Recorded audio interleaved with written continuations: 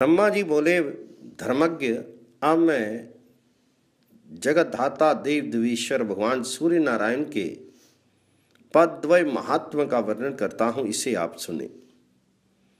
अंशुमाली सूर्यदेव ने संसार के कल्याण की कामना से अपने दोनों पादों को एक पाद पीठ पर रखा है।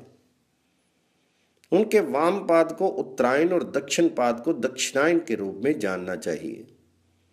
सभी इंद्र आदि देवगण उनके चरणों की वंदना करते हैं।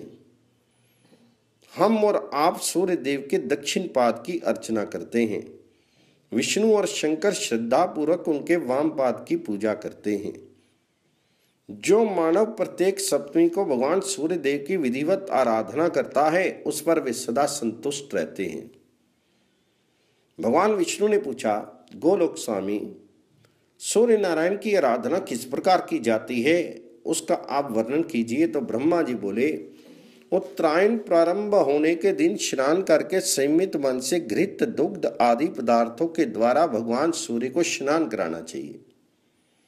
सुंदर वस्त्र, उपहार, पुष्प, धूप तथा अनुलेपन आदि से उनकी विधिवत पूजा करके ब्राह्मणों को भोजन और दक्षिणा आदि से संतुष्ट करना चाहिए।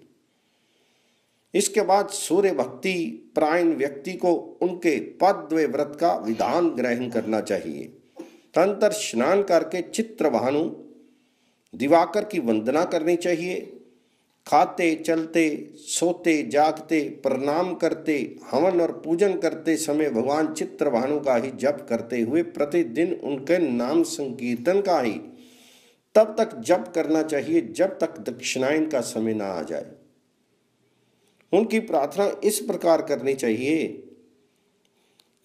कि हे चित्रभानु, परमात्मा में परम ब्रह्म है, जिनका अंतकाल में मैं भली भांति स्मरण करूंगा, क्योंकि वे ही सूर्य नारायण मेरी परम गति हैं। इस प्रकार स्तुति करके षाण्मासिक भगवान सूर्य के व्रत को तब तक करना चाहिए जब तक दक्षिणायन पूर्ण रूप से न आ जाए। इसके पश्चात यथाशक्ति ब्राह्मणों को भोजन कराकर भगवान मार्तंड के सामने पुण्य कथा और आख्यान का पाठ करना चाहिए। भक्ति पूर्वक यथाशक्ति वाचक और लेखक का पूजन भी करना चाहिए। इस प्रकार जो मनुष्य ये व्रत करता है, उसको इसी जन्म में सभी पापों से मुक्ति मिल जाती है।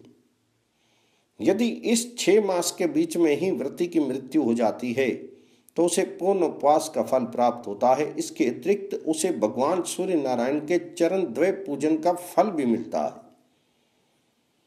ब्रह्मा जी पुनः बोले, माघ मास के कृष्ण पक्ष की सप्तमी की इसको सर्वाप्ति सप्तमी कहते हैं। इस व्रत से सभी अभिप्सित कामनाएं पूर्ण हो जाती हैं। इस व्रत में पाखंडी आदि दुराचारियों से वार्तालाप नहीं करें और एकाग्र मन से विनम्र होकर उन्हीं भगवान सूर्य का पूजन करें। माघ आदि 6 मासों में प्रत्येक संक्रांति को पारना मानी गई है। तदनंतर माघ आदि 6 मासों में क्रमशः मार्तंड, चित्रभानु, विभावसु, भाग और हंस, ये 6 नाम कहे गए हैं। पूरे 6 मासों में घृत, दुग्ध आदि पंचगव्य पदार्थों को स्नान और प्राशन के लिए प्रशस्त एवं पापनाशक माना गया है। इस व्रत में तेल और क्षार पदार्थ ग्रहण न करें। रात्रि में जागरण करें। संसार में सब कुछ देने वाली ये तिथि सर्वाप्ति सप्तमी के नाम से विख्यात है। हे अनग, अब मैं कल्याण करने वाली मार्तंड सप्तमी का वर्णन कर रहा हूं। ये व्रत पौष मास के शुक्ल पक्ष की सप्तमी को किया जाता है। इसके सम्यक अनुष्ठान से अभिष्ट फल की प्राप्ति होती है। इस दिन व्रत रखकर भगवान सूर्य का मार्तंड नाम से पूजन एवं निरंतर जप करना चाहिए। ब्राह्मण की भी विशेष श्रद्धा भक्ति से पूजा करनी चाहिए। इस प्रकार पवित्र मन से सभी मासों में उपासना करके प्रत्येक मास में अपनी शक्ति के अनुसार ब्राह्मणों को भी गौ आदि का दान देना चाहिए। दूसरे वर्ष में उपवास पूर्वक यथाशक्ति सूर्य नारायण के निमित्त गौ आदि का दान करने से व्रती साक्षात भगवान मार्तंड के लोक को प्राप्त करता है। इस मार्तंड नामक सप्तमी की नक्षत्रगण उपासना करके ही जीवलोक में प्रकाशित होते हुए आज भी स्थित दृष्ट होते हैं। ब्रह्मा जी ने कहा, अच्युत, भाद्रपद मास में शुक्ल पक्ष की सप्तमी तिथि को जितेंद्रिय होकर सप्त अश्ववाहन भगवान आदित्य को प्रणाम करके पुष्प, धूप आदि सामग्रियों से इनका पूजन करना चाहिए। पाखंडी आदि दुराचारियों से अलाप न करें। ब्राह्मण को दक्षिणा देकर रात्रि में मौन होकर भोजन करना चाहिए। इस विधान से बैठते, चलते, प्रस्थान करते और गिरने पड़ने की स्थिति में प्रत्येक समय आदित्य नाम का स्मरण तथा उच्चारण करते हुए क्रमशः 12 मास तक व्रत और जगत गुरु भगवान सूर्य का पूजन करना चाहिए। व्रत की पालना में पुण्य पुराण की कथा का श्रवण करें, सूर्य देव को प्रसन्न करें, इससे पुष्टि लाभ होता है। इस सप्तमी में कथा श्रवण से अनंत फलों की प्राप्ति होती है।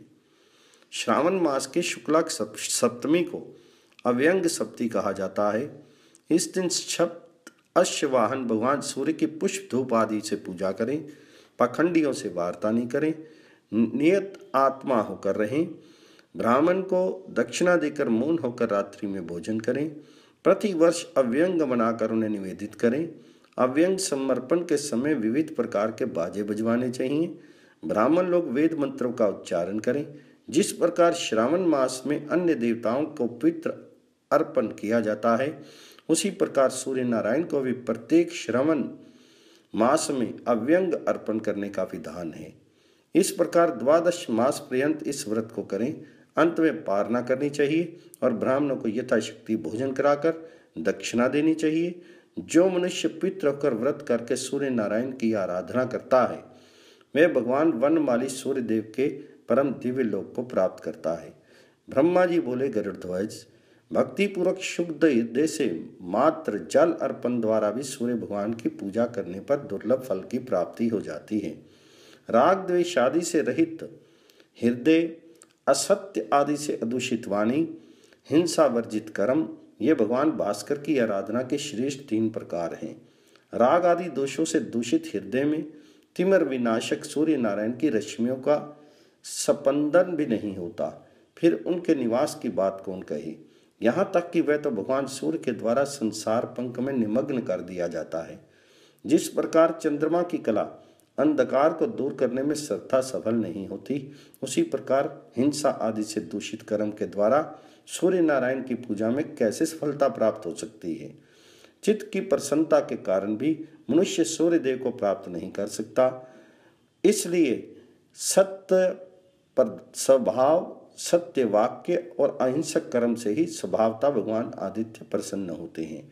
यदि मनुष्य कलुषित हृदय से भगवान देवेश को सब कुछ दे दे, तो तब भी उन देवेश्वर भगवान दिवाकर की आराधना नहीं होती। अतः आप अपने हृदय को राग द्वेष आदि से रहित बनाकर भगवान भास्कर के लिए अर्पित करें। ऐसा करने पर दुष्प्राप्य भगवान भास्कर को आप अनायास ही प्राप्त कर लें।